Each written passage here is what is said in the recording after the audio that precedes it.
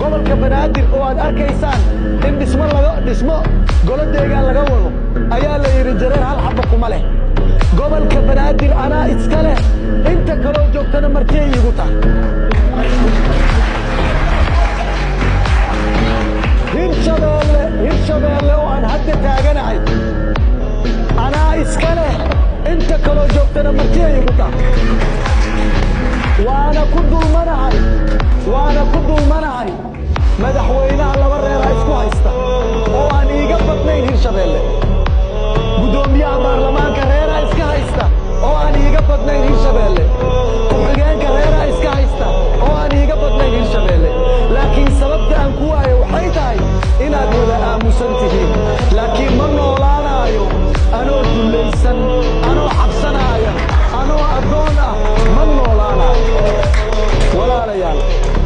waan idinku celinaya aniga shaqo uma aanan gelin siyaasadda waxaan u galay cibaado